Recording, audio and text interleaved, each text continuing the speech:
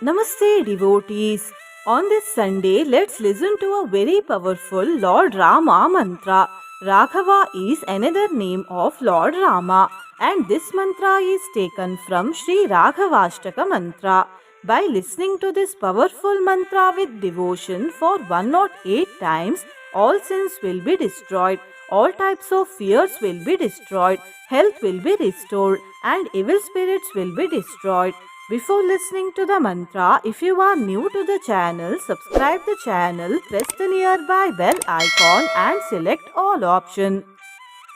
वालिसूनुहितैषिणं हनुमत्प्रियं कमलेक्षणं यातुधानभयङ्करं प्रणमामि राघवकुञ्जरम् वालिसूनुहितैषिणं हनुमत्प्रियं कमलेक्षणं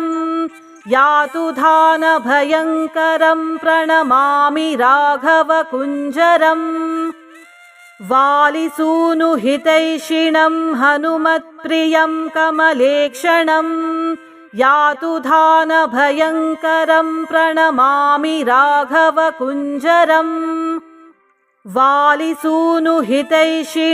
हनुमत्प्रियं कमलेक्षणं यातुधानभयङ्करं प्रणमामि राघवकुञ्जरम् वालिसूनुहितैषिणं हनुमत्प्रियं कमलेक्षणं यातुधानभयङ्करं प्रणमामि राघवकुञ्जरम् वालिसूनुहितैषिणं हनुमत्प्रियं कमलेक्षणं यातुधानभयङ्करं प्रणमामि राघवकुञ्जरम् वालिसूनुहितैषिणं हनुमत्प्रियं कमलेक्षणं यातुधानभयङ्करं प्रणमामि राघवकुञ्जरम् वालिसूनुहितैषिणं हनुमत्प्रियं कमलेक्षणं यातुधानभयङ्करं प्रणमामि राघवकुञ्जरम् वालिसूनुहितैषिणं हनुमत्प्रियं कमलेक्षणं यातुधानभयङ्करं प्रणमामि राघवकुञ्जरम् वालिसूनुहितैषिणं हनुमत्प्रियं कमलेक्षणं यातुधानभयङ्करं प्रणमामि राघवकुञ्जरम्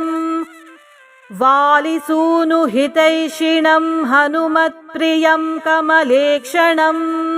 यातुधानभयङ्करं प्रणमामि राघवकुञ्जरम् वालिसूनुहितैषिणं हनुमत्प्रियं कमलेक्षणं यातुधानभयङ्करं प्रणमामि राघवकुञ्जरम् वालिसूनुहितैषिणं हनुमत्प्रियं कमलेक्षणं यातुधानभयङ्करं प्रणमामि राघवकुञ्जरम् वालिसूनुहितैषिणं हनुमत्प्रियं कमलेक्षणं यातुधानभयङ्करं प्रणमामि राघवकुञ्जरम् वालिसूनुहितैषिणं हनुमत्प्रियं कमलेक्षणं यातुधानभयङ्करं प्रणमामि राघवकुञ्जरम् वालिसूनुहितैषिणं हनुमत्प्रियं कमलेक्षणं यातुधानभयङ्करं प्रणमामि राघवकुञ्जरम् वालिसूनुहितैषिणं हनुमत्प्रियं कमलेक्षणं यातुधानभयङ्करं प्रणमामि राघवकुञ्जरम् वालिसूनुहितैषिणं हनुमत्प्रियं कमलेक्षणं यातुधानभयङ्करं प्रणमामि राघवकुञ्जरम् वालिसूनुहितैषिणं हनुमत्प्रियं कमलेक्षणं यातुधानभयङ्करं प्रणमामि राघवकुञ्जरम् वालिसूनुहितैषिणं हनुमत्प्रियं कमलेक्षणं यातुधानभयङ्करं प्रणमामि राघवकुञ्जरम् वालिसूनुहितैषिणं हनुमत्प्रियं कमलेक्षणं यातुधानभयङ्करं प्रणमामि राघवकुञ्जरम् वालिसूनुहितैषिणं हनुमत्प्रियं कमलेक्षणं यातुधानभयङ्करं प्रणमामि राघवकुञ्जरम् वालिसूनुहितैषिणं हनुमत्प्रियं कमलेक्षणं यातुधानभयङ्करं प्रणमामि राघवकुञ्जरम् वालिसूनुहितैषिणं हनुमत्प्रियं कमलेक्षणं यातुधानभयङ्करं प्रणमामि राघवकुञ्जरम् वालिसूनुहितैषिणं हनुमत्प्रियं कमलेक्षणं यातुधानभयङ्करं प्रणमामि राघवकुञ्जरम् वालिसूनुहितैषिणं हनुमत्प्रियं कमलेक्षणं यातुधानभयङ्करं प्रणमामि राघवकुञ्जरम् वालिसूनुहितैषिणं हनुमत्प्रियं कमलेक्षणं यातुधानभयङ्करं प्रणमामि राघवकुञ्जरम् वालिसूनुहितैषिणं हनुमत्प्रियं कमलेक्षणं यातुधानभयङ्करं प्रणमामि राघवकुञ्जरम् वालिसूनुहितैषिणं हनुमत्प्रियं कमलेक्षणं यातुधानभयङ्करं प्रणमामि राघवकुञ्जरम् वालिसूनुहितैषिणं हनुमत्प्रियं कमलेक्षणं यातुधानभयङ्करं प्रणमामि राघवकुञ्जरम् वालिसूनुहितैषिणं हनुमत्प्रियं कमलेक्षणं यातुधानभयङ्करं प्रणमामि राघवकुञ्जरम् वालिसूनुहितैषिणं हनुमत्प्रियं कमलेक्षणं यातुधानभयङ्करं प्रणमामि राघवकुञ्जरम् वालिसूनुहितैषिणं हनुमत्प्रियं कमलेक्षणं यातुधानभयङ्करं प्रणमामि राघवकुञ्जरम् वालिसूनुहितैषिणं हनुमत्प्रियं कमलेक्षणं यातुधानभयङ्करं प्रणमामि राघवकुञ्जरम् वालिसूनुहितैषिणं हनुमत्प्रियं कमलेक्षणं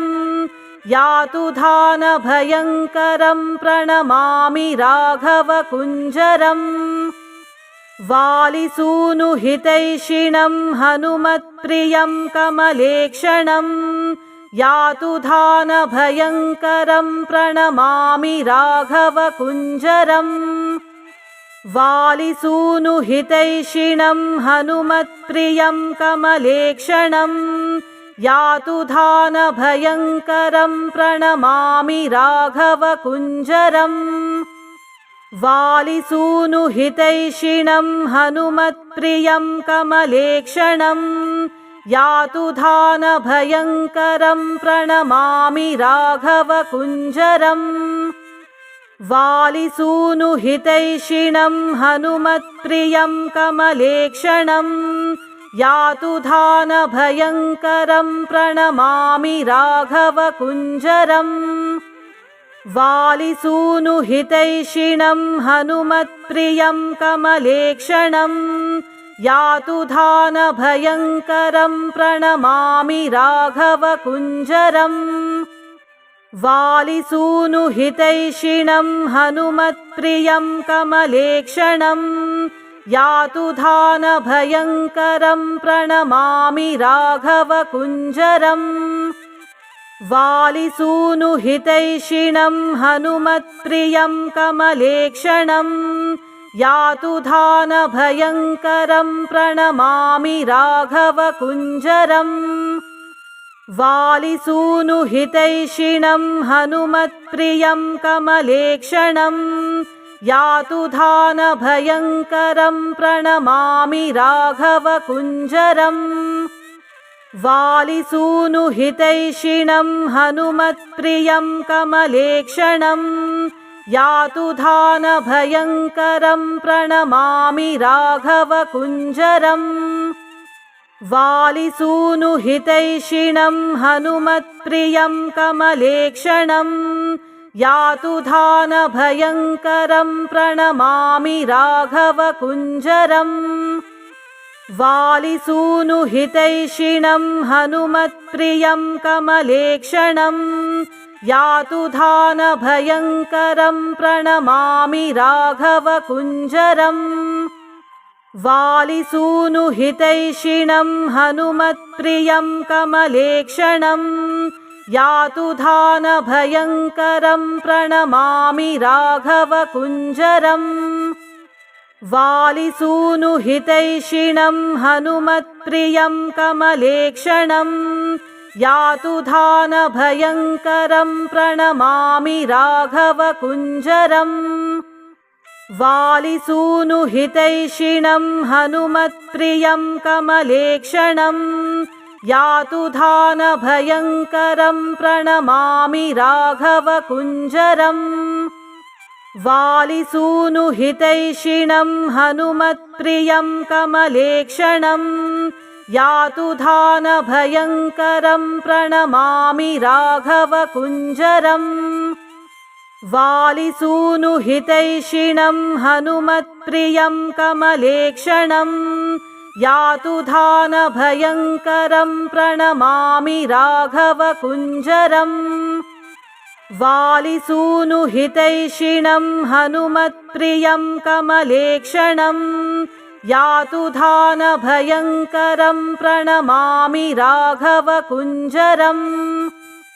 वालिसूनुहितैषिणं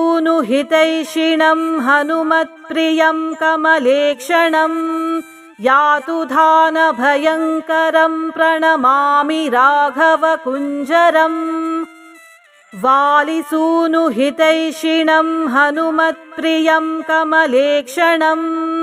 यातुधानभयङ्करं प्रणमामि राघवकुञ्जरम्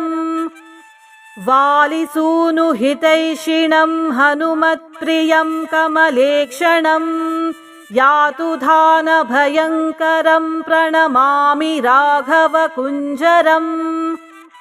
वालिसूनुहितैषिणं हनुमत्प्रियं कमलेक्षणं यातुधानभयङ्करं प्रणमामि राघवकुञ्जरम् वालिसूनुहितैषिणं हनुमत्प्रियं कमलेक्षणं यातुधानभयङ्करं प्रणमामि राघवकुञ्जरम् वालिसूनुहितैषिणं हनुमत्प्रियं कमलेक्षणं यातुधानभयङ्करं प्रणमामि राघवकुञ्जरम् वालिसूनुहितैषिणं हनुमत्प्रियं कमलेक्षणं यातुधानभयङ्करं प्रणमामि राघवकुञ्जरम् वालिसूनुहितैषिणं हनुमत्प्रियं कमलेक्षणं यातुधानभयङ्करं प्रणमामि राघवकुञ्जरम् वालिसूनुहितैषिणं हनुमत्प्रियं कमलेक्षणं यातुधानभयङ्करं प्रणमामि राघवकुञ्जरम् वालिसूनुहितैषिणं हनुमत्प्रियं कमलेक्षणं यातुधानभयङ्करं प्रणमामि राघवकुञ्जरम् वालिसूनुहितैषिणं हनुमत्प्रियं कमलेक्षणं यातुधानभयङ्करं प्रणमामि राघवकुञ्जरम् वालिसूनुहितैषिणं हनुमत्प्रियं कमलेक्षणं यातुधानभयङ्करं प्रणमामि राघवकुञ्जरम् वालिसूनुहितैषिणं हनुमत्प्रियं कमलेक्षणं यातुधानभयङ्करं प्रणमामि राघवकुञ्जरम् वालिसूनुहितैषिणं हनुमत्प्रियं कमलेक्षणं यातुधानभयङ्करं प्रणमामि राघवकुञ्जरम् वालिसूनुहितैषिणं हनुमत्प्रियं कमलेक्षणं यातुधानभयङ्करं प्रणमामि राघवकुञ्जरम् वालिसूनुहितैषिणं हनुमत्प्रियं कमलेक्षणं यातुधानभयङ्करं प्रणमामि राघवकुञ्जरम् वालिसूनुहितैषिणं हनुमत्प्रियं कमलेक्षणं यातुधानभयङ्करं प्रणमामि राघवकुञ्जरम् वालिसूनुहितैषिणं हनुमत्प्रियं कमलेक्षणं यातुधानभयङ्करं प्रणमामि राघवकुञ्जरम् वालिसूनुहितैषिणं हनुमत्प्रियं कमलेक्षणं यातुधानभयङ्करं प्रणमामि राघवकुञ्जरम् वालिसूनुहितैषिणं हनुमत्प्रियं कमलेक्षणं यातुधानभयङ्करं प्रणमामि राघवकुञ्जरम् वालिसूनुहितैषिणं हनुमत्प्रियं कमलेक्षणं यातुधानभयङ्करं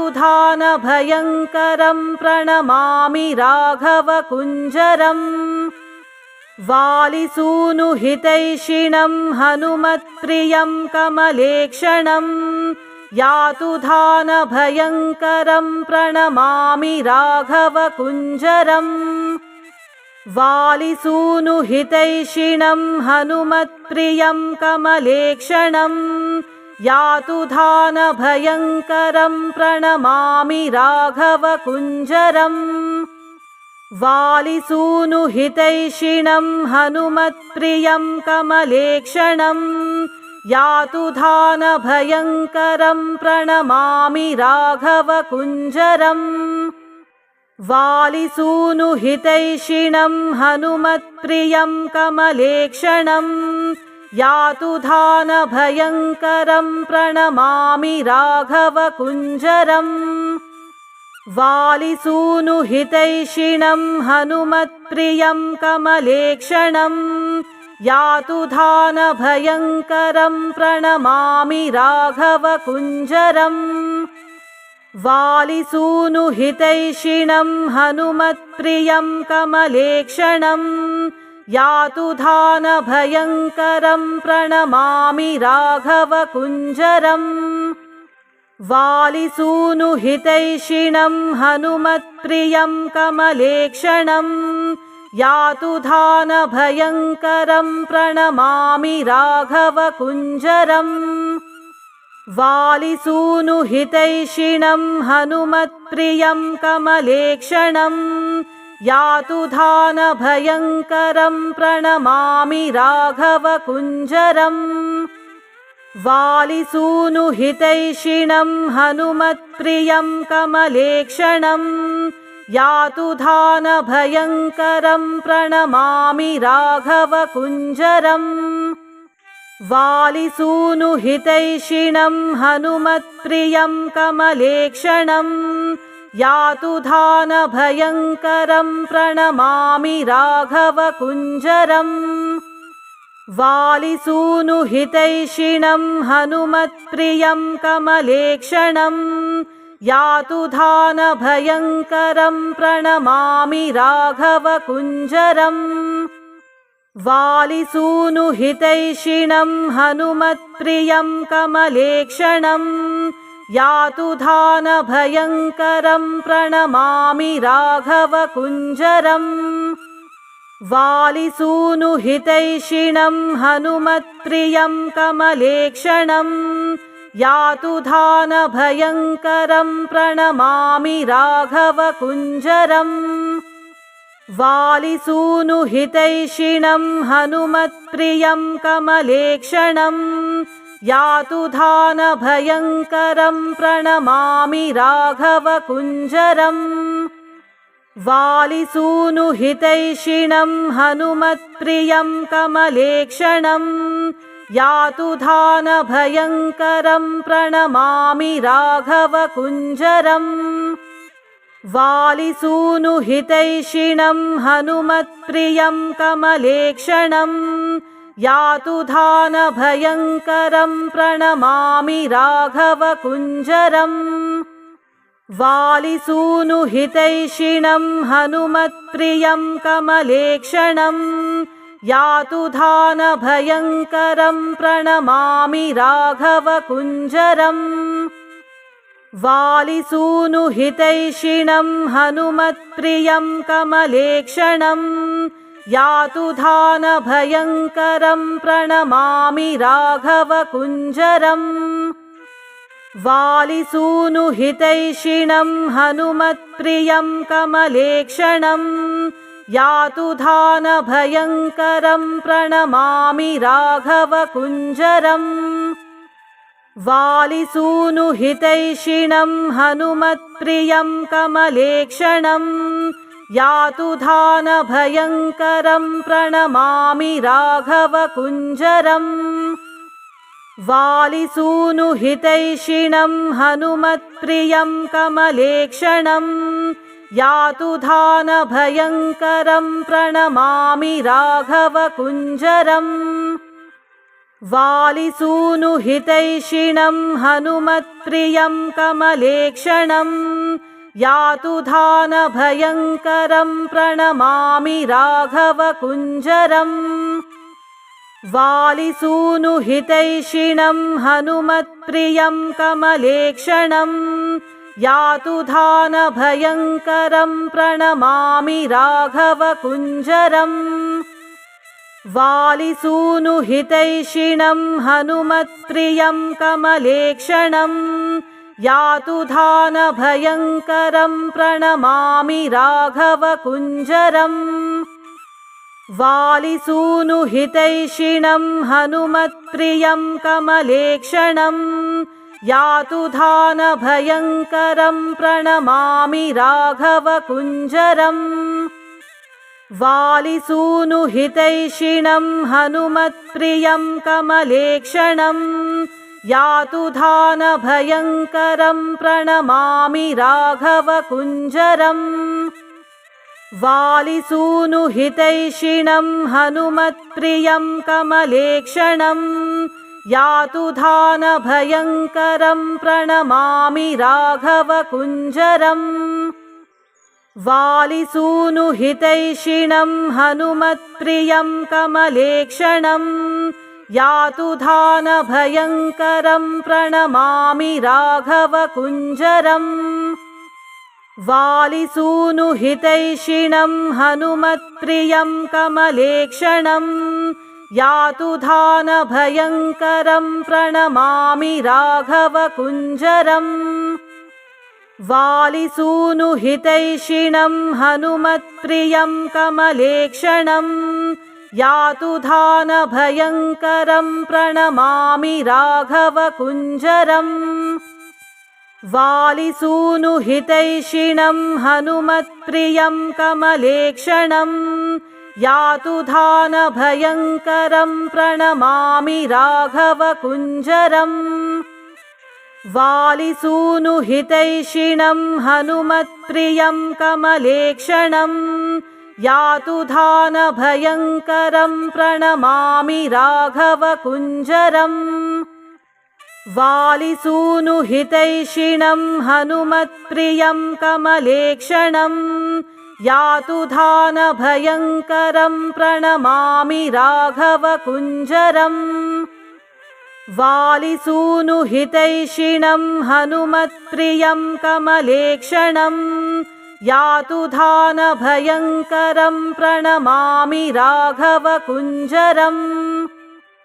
वालिसूनुहितैषिणं हनुमत्प्रियं कमलेक्षणं यातु धानभयङ्करं प्रणमामि राघवकुञ्जरम्